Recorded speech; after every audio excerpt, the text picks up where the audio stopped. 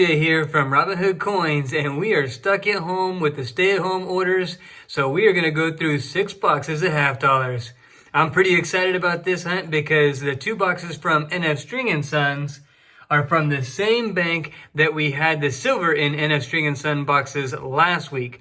My daughter actually found her first Benji, so that's really cool. And the Loomis rolls have always been decent for us. So hopefully we find a lot of silver, proof coins, NIFC, anything to add to our collection. As always, we'll give away something from the hunt. And to enter the giveaway, all you have to do is comment on the video and then watch our weekly Saturday winners videos every week at 12 o'clock to see if you won. So with that, let's get into these rolls. All right, let's get into the first box here, and let's see if we can get some silver enders. It's been a while since we've had some Loomis silver enders.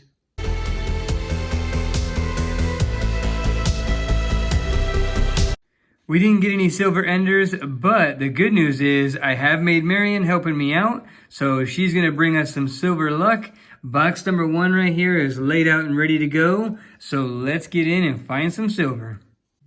Box number 1 and box number 2 both turned out to be skunk boxes, not even a proof or foreign to show you. We did get a few NIFCs, but we're going to go ahead and fast forward through that footage and get to box number 3 because that's where we found silver. But the good news is we have another box, and this time it's NF String & Sons. So let's crack into these rolls and get some silver.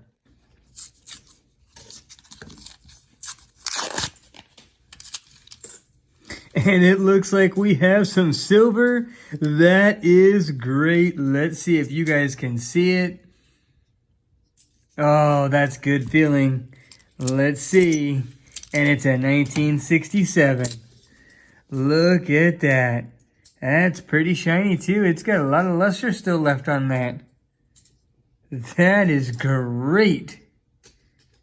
We have silver on the board. And earlier in the hunt, we found this 2018 NIFC. Figured I'd share that.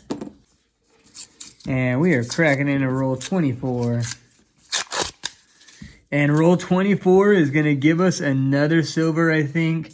Let's check this out together. What do you think? I think that's going to have silver. And it is another 1967. Not quite as nice as the last one, but still, it is silver. We found silver in the rolls, and that is great.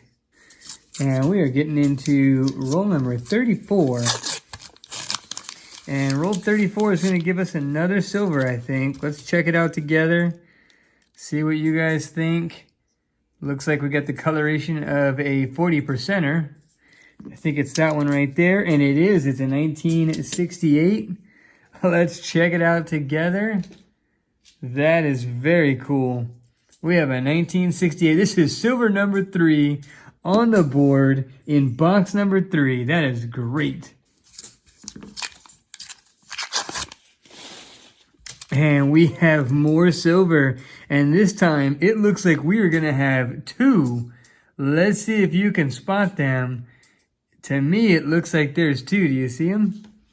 Right there. That's it? And right there. Good job. Good job. That is great. My kids have taught me well. Exactly. Oh, the girls know their silver. Oh, look at that. We have a 1967 and a 1968. That is great. Oh, I was hoping for number 4, and I got 4 and 5. So we finished opening up the rolls looking for silver, and now we're going through looking for proofs and the variety years. And we found this 1972 Denver, and it looks like it possibly has the missing FG. The FG should be right down here to the left of the right leg and to the right of the tail feathers, right there. And it looks pretty non-existent. So let's check it out under the scope. So here's that 1972 Denver under the scope, and you can see the little raised metal where the FG was supposed to be. It just looks like little mounds because there was grease in the die. And this is probably later stages where some of the grease had came out. and so it's not completely flat, so the FG is completely missing. But, and from what I gather, the only way that this is ever worth anything is if it's completely missing. All right, let's get into box number 4. It's a sister box of the one that had the silver. So hopefully this one has more.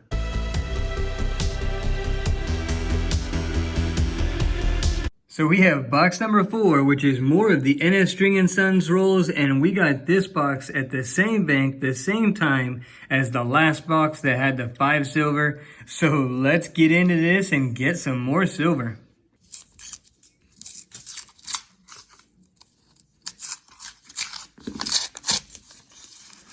And it looks like we are gonna get silver.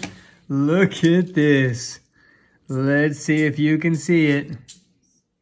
It looks like it's 40%er, and it is a 1968. Oh, that is great. That is the first silver for box number 4. That is awesome. And this is roll number 32. Roll 32, and it looks like, whoa, we are gonna have 3 silver.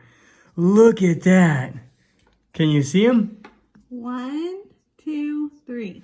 Check that out. Wow, that's a lot in one roll. Oh my gosh, that is awesome. That is great. Look at that. All 40%ers, but man, 3 in a row. This is the nicest. Check that out. 1968 Denver. Great condition.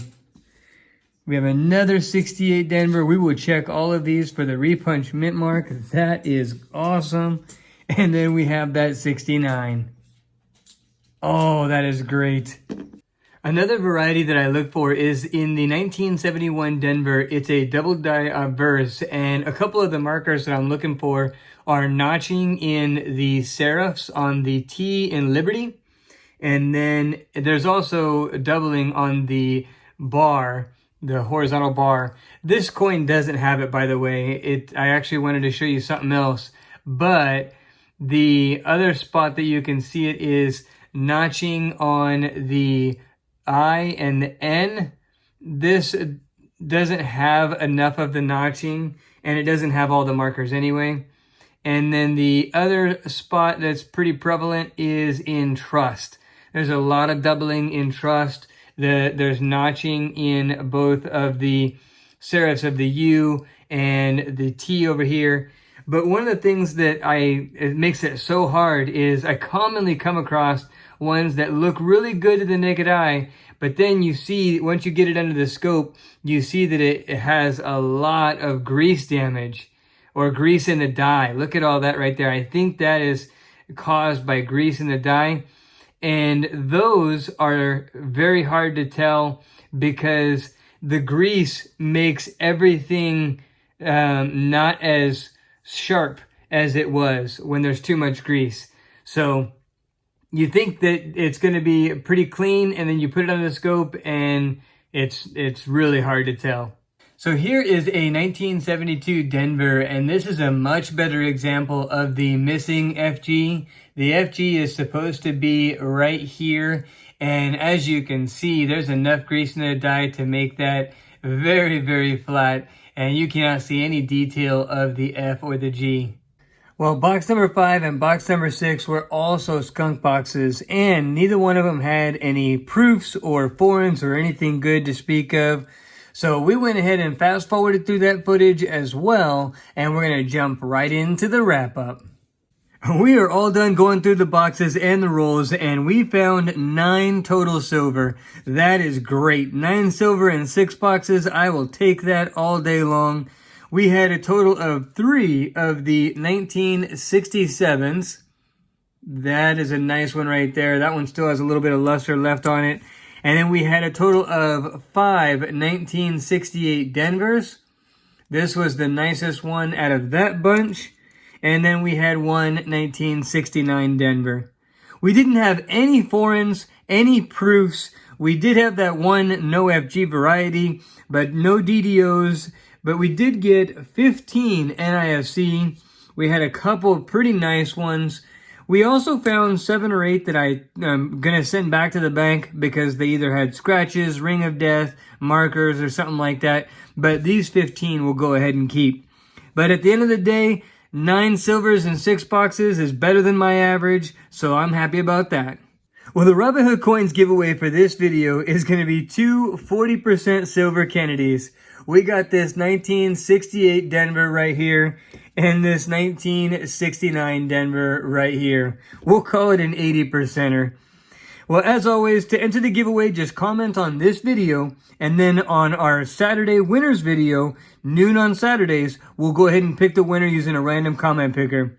Well, hope you enjoyed this video as much as we enjoyed the hunt. We found 9 silver, so that was really cool. If you did, smash that like button. If you enjoy our content, hit subscribe and make sure to ring the notification bell so you don't miss any giveaways or videos, and we will see you on the next hunt.